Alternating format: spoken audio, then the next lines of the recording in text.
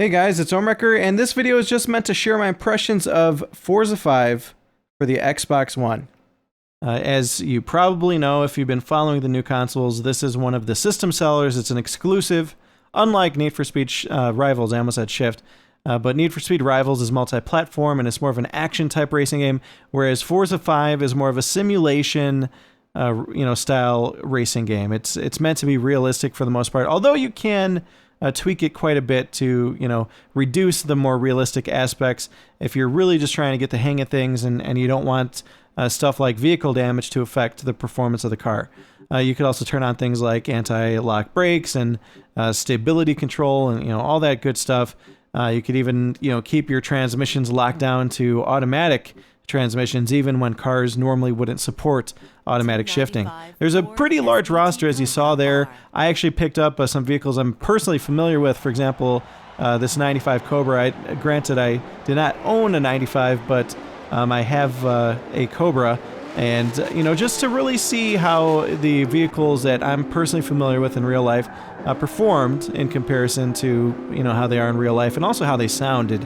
I was actually quite surprised with the Ford Mustang Cobra, the 95, and also I played around with, I believe it was the 2012 SVT Cobra, and I am quite familiar with that one as well. I don't personally own it, but again, I've been in it, I've seen the vehicle, I've heard it, and the team behind Forza 5, they've actually done a pretty damn good job with replicating the sounds. Now, as for the exotics and stuff, for example, you're seeing some multiplayer gameplay here. I can't speak for that. I've never actually driven some of these, although earlier this year I was able to sit my butt in a Lamborghini and a Ferrari and try those out. And for the most part, the experiences I've had in this game with renting those vehicles, not quite the same exact models, but very similar ones, was pretty consistent with what I experienced in real life with driving a couple exotics.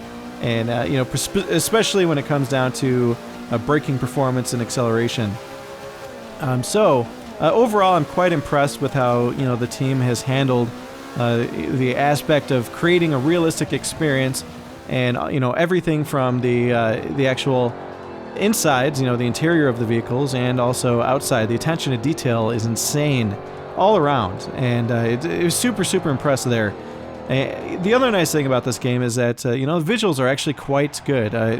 Both, when you're looking at the car from the outside, or even when you're just looking around the dash or the interior and just observing things all around. Graphics look pretty damn awesome. I'm not going to call it perfect. I think that there might have been some sacrifices made in some areas just to maintain consistent performance, because this game actually is extremely smooth. When you play, I haven't ever seen a single slowdown anywhere in either single-player or multiplayer races.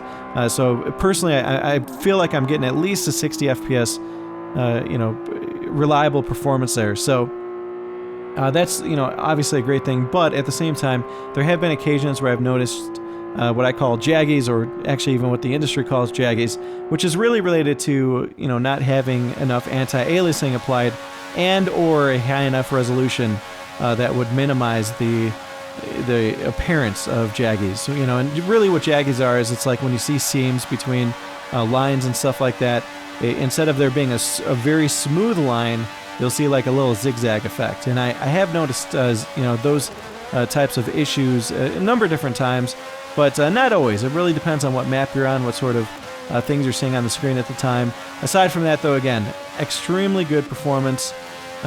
Really no slowdowns, and it's hard to knock the game too much because it does look really damn good.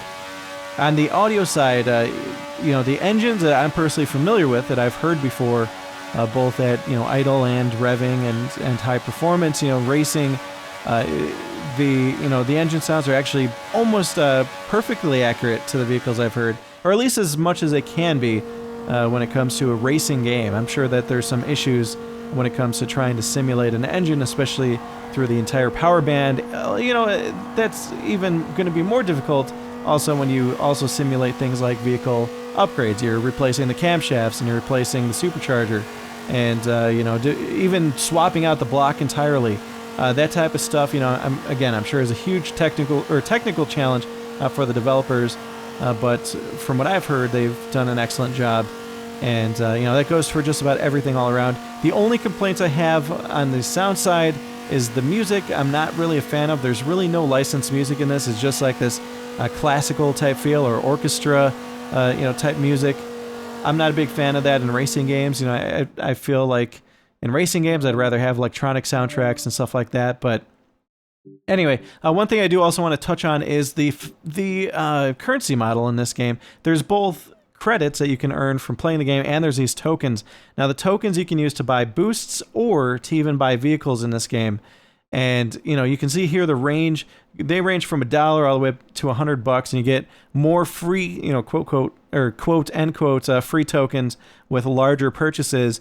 But if you look at this, you'll get 20,000 tokens for $100. Well, what if I told you that there are vehicles in this game that cost 5,000 tokens? I'm not even kidding.